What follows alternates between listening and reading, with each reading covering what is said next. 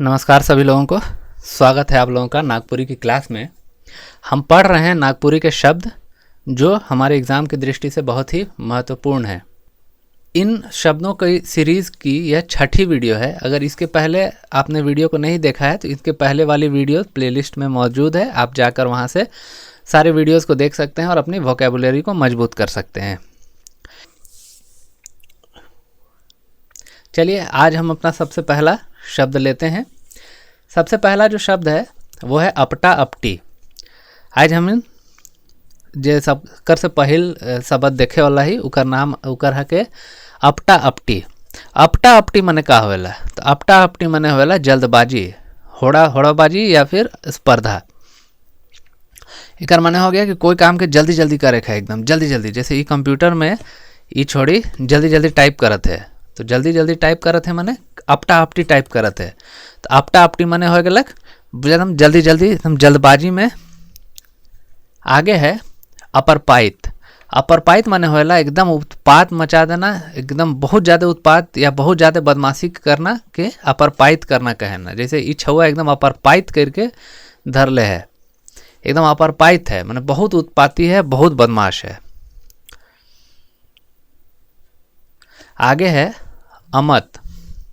अमत माने होएला खट्टा, जैसे नींबू अमत है। फिर देखो है अरना। अरना का मतलब क्या होता है? अरना का मतलब होता है लड़ाकू। तो ई छोड़ी एकदम अरना हके, ई छोड़ी एकदम लड़ाकू हके। अरना हके माने एकदम लड़ाकू हके। फिर है अरपा। अरपा माने होएला कि काटे धान की छोटी ढेरी, माने काट के ऐसे धान के ढेर लगाते जाते सके अरपा कहना। तो अरपा का हो गलक धान के काट काट के जो छोट रखल जाते, जो ढेर लगाल जाते सके अरपा कहना, उसको अरपा कहा जाता है या अरपा कहा जाता है। आटी या आटिया का मतलब होता है कि काटे धान का गट्ठा। ये जो गट्ठा बांध बांध के रखा जा रहा है इसको आटी या आटिया कहते हैं। ध्यान में रहेगा आप लोगों को, बहुत इंपॉर्टेंट है। आटिया किसको कहेंगे? ये धान के गट्ठर को कहेंगे। आगे है अलगहट। अलगहट मतलब होता है आसान, माने ये काम एकदम अलगहटे हो जाए, ये काम बहुत आसानी से हो जाएगा। अलगहट बहुत आसान, इजी।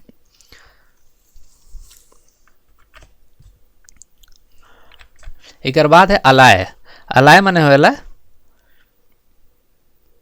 जो साफ सुथरा नहीं रहने वाला, स्वच्छ यहाँ पर नहीं रहने वाला, इसको सुधार लीजिएगा। यहाँ पर नहीं रहने वाला या फिर बहुत गंदा रहने वाला, मैला रखने वाला, जिसको अलाय कहते हैं। जैसे ये आदमी एकदम अलाय है के अपने खुद भी गंदा रहता है और अपने आसपास की चीज़ों को भी साफ नहीं रखता, उसको अलाय कहते हैं। आगे है आतर या आतर। आतर का मतलब हो गया ये जो गड्ढा बन रहा है इसको आतर बोलते हैं। जैसे हल चलाने के बाद ये जो गड्ढे बनते जा रहे हैं इसको आतर कहते हैं। तो हल जोतते समय हल से किया हुआ गड्ढा आतर कहलाता है।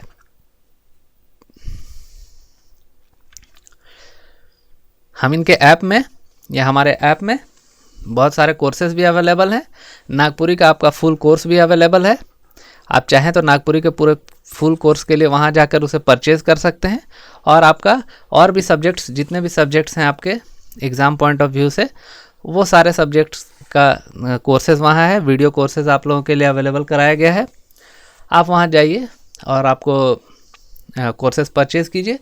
आपको अगर अच्छा लगे तो हमें ज़रूर बताइए और अपनी तैयारी को एक आयाम दीजिए। एक अच्छा गाइडेंस अगर आप प्राप्त करना चाहते हैं तो हमारे ऐप पर विजिट ज़रूर कीजिए। चलिए नेक्स्ट हम लोग देखते हैं आइयो। आइयो का मतलब होता है माँ। बहुत इंपॉर्टेंट वर्ड है, वेरी वेरी इंपॉर्टेंट में आप रखिएगा। आइयो का मतलब हो गया माँ। फिर है आशापति। आशापति शब्द का इस्तेमाल रोमन देखो जब कहानी पढ़ाते रही, जब आप लोगों को कहानी पढ़ा रहे थे तो छोटकी बहुरिया जब पढ़ा रहे थे तो छोटकी बहुरिया में ये शब्द आपको देखने को मिला था। छोटकी बहुरिया कहानी में आशापति। आशापति का मतलब होता है गर्भवती। फिर आपका उत्साह, उत्साह मतलब होता है उत्साह या फिर उत्सुकता। जैसे इच्छुआ में एकदम उत्साह भरल है कि किताब में क्या लिखल है, इस बच्चे में इतना उत्साह या उत्सुकता भरी हुई है कि इस बुक में क्या लिखा गया है। इंग्लिश में इसको ईगरनेस बोलते हैं, ईगर। आगे है उजर। उजर का मतलब होता है श्वेत या फिर सफ़ेद। ये जो आप देख रहे हैं ये हिस्सा, ये उजर है, ये उजर रंग के है, चाहे धोती उजर रंग के पिंधल जाएला। नेक्स्ट है आपका उजूर। उजर का मतलब सफ़ेद, उजूर का मतलब होता है आपत्ति। जैसे ई जो तो काम करत हिस, इकर में हमके उजूर है, इस काम में मुझे आपत्ति है।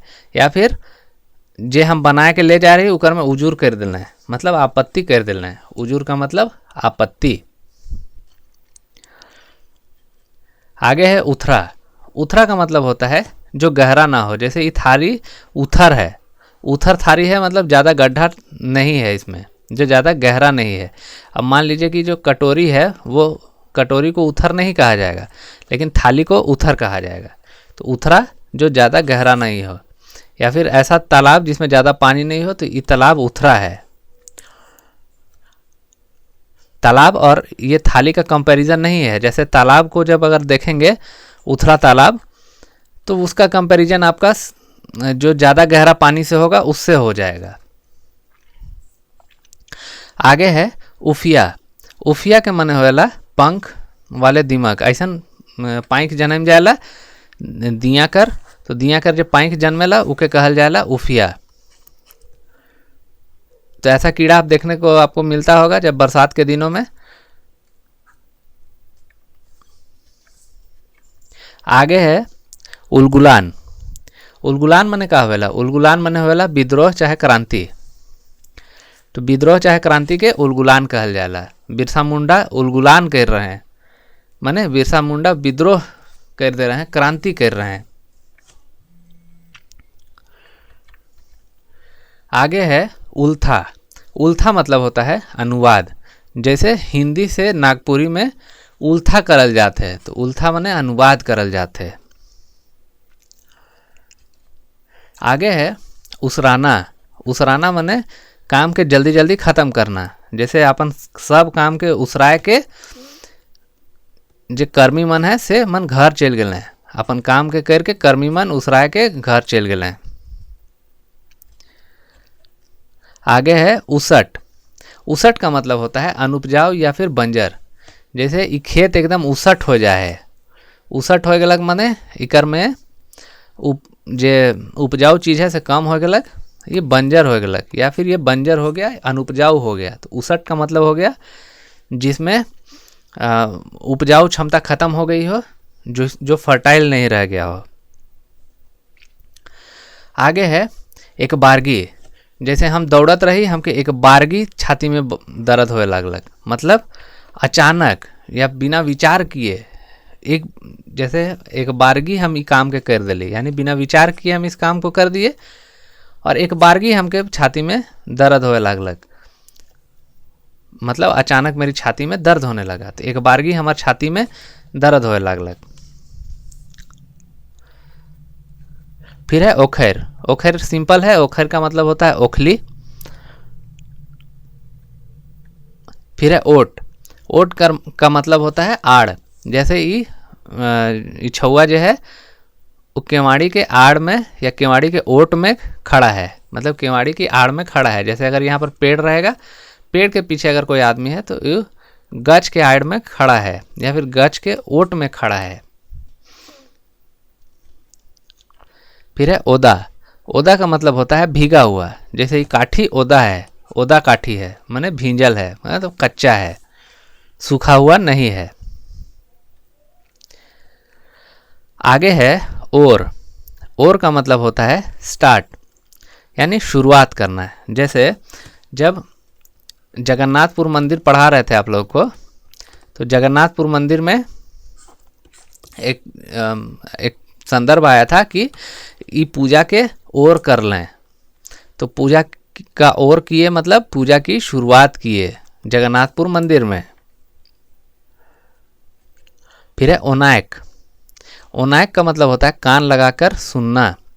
जैसे ई औरत कान लगाकर ओने कर बात सुनत है, मैंने ओनाए के ओने कर बात सुनत है। ओनाना मतलब हो गया कान लगाकर सुनना। चाहे विद्यार्थी मन ओनाए के शिक्षक के बात सुनत हैं, यानी कान लगाकर शिक्षकों की बात सुन रहे हैं। आगे बढ़ते हैं। ओरायक, ओनायक का तो आप समझ गए कि कान लगा के सुनना। ओरायक का मतलब होता है समाप्त होना, अंत होना। जैसे काम हमार ओराय गेलक, हमार काम ओराय गेलक मतलब हमार काम खत्म हो गेलक, अंत हो गेलक, समाप्त हो गेलक। इसी तरह ओरियाक, ओरियाक का मतलब होता है इसको सरिया देना, मतलब क्रम के अनुसार अरेंज कर देना। जैसे ये आपको ओरियाल है, यही सब छितराया हुआ रहेगा, इधर उधर फेंका रहेगा, उसी को एक साथ इस तरह से अरेंज कर देने को, सरिया देने को ही ओरियाना कहते हैं। फिर है ओरे, ओरे का मतलब होता है नज़दीक। जैसे ये पारे है, ओरे, ओरे का उल्टा हो गया पारे। मतलब ये ओरे है, ये नज़दीक है, और पारे है मतलब दूर है। ओरे का मतलब हो गया नज़दीक, पारे का मतलब हो गया दूर। फिर आपका ओलैर, ओलैर का मतलब होता है हाथ से भाव दिखाना। आपके मन में कोई भाव आ रहा है, जैसे गुस्सा का भाव आ रहा है, या फिर आप कोई किसी को चिढ़ाना चाह रहे हैं, तो हाथ से जब आप बनाते हैं, भाव दिखाते हैं या भाव बनाते हैं, उसको ओलैर करना कहते हैं। जैसे वो ओलैर ओलैर के हमके परेशान करत है, यानी हाथों से भाव दिखाकर परेशान कर रहा है। उम्मीद कर रहे हैं कि आप लोगों को सब अच्छे से समझ में आ रहा होगा। ओसैर, ओसैर का मतलब होता है तैयार बछिया, मतलब ऐसी बछिया जो कि अब दूध देने के लिए या फिर गाभिन होने के लिए तैयार है, उसी को बोला जाता है ओसैर। फिर है ओसैन, ओसैन का मतलब होता है जैसे धान में आपका धान के जो खोल हैं वो मिले रहते हैं, तो जब धान को इस तरह से ऊपर से ऐसे गिराया जाता है नीचे, तो जो हल्का रहता है उसका भूसा वो दूर जाके ऐसे गिरता है, और जो धान होता है जिसमें धान में जैसे चावल भरा हुआ है तो वो भारी है तो वो सीधा गिर जाता है। इसी प्रक्रिया को ओसैनना कहते हैं। तो ये धान ओसनत है, या फिर इसको आप सुने होंगे धान ओसा रहे हैं, ऐसे भी बोला जाता है कि वो धान ओसात ही हम। तो धान ओसात ही का मतलब यही हुआ कि इस तरह से आप गिरा रहे हैं। इंग्लिश में इसको विनोइंग कहते हैं, अंग्रेजी में विनोइंग कहलाता है। ये आप इस तरह से धान गिराइए, यहाँ पे धान जमा हो जाएगा, भूसा थोड़ी दूर में जाके जमा होता है। तो इसी को कहते हैं सूप से धान साफ करना, इसी को ओसैन करना कहते हैं। फिर है ओहरेक, ओहरेक का मतलब होता है दर्द या जलन कम होना। अगर आपको दर्द या जलन है तो अगर वो कम हो रहा है तो आप कहिएगा कि हमके हमार जो दर्द है या हमार फूलल जो है ओहर जात है, ओहरत है, यानी कम हो रहा है दर्द या जलन। फिर है ओहायर, ओहायर का मतलब हुआ जिस रास्ते से गाय बैल निकलते हैं। तो जो गाय का शेड रहता है उसके बगल से जो थोड़ा सा रास्ता रहता है, इधर से जाके ऐसे करके निकलते हैं, उसी को ओहायर कहेंगे। तो उसी रास्ते से गाय बैल निकलते हैं। इसकी तस्वीर मुझे नहीं मिली बिना कॉपीराइट वाले, इसलिए मैं यहाँ पर नहीं लगा पाया हूँ। तो इतना जो शब्द है से अगर रौरे मन याद कर लेवा थी तो रौरन के परीक्षा में 4 से 5 नंबर एकदम तय हो जाए। और दूसरा चीज़ कि अगर आप लोग इन सब शब्दों को याद कर लेते हैं तो आपको नागपुरी भाषा भी अच्छे से समझ में आएगी, क्योंकि ये जो नागपुरी भाषा के जितने शब्द हैं अगर आपको पता होंगे तो आपको भाषा अच्छे से समझ में आएगी। तो उम्मीद करते हैं आप लोगों को जो ये क्लास है वो पसंद आई होगी। अगर पसंद आई है तो आप लोग कमेंट करके ज़रूर बताएंगे, और हमारा हौसला बढ़ाने के लिए आप अगर लाइक कर सकते हैं तो लाइक कीजिए, सब्सक्राइब कीजिए हमारे चैनल को। धन्यवाद। सबके जोहार, पढ़त रहो और मन आगे बढ़ो। धन्यवाद।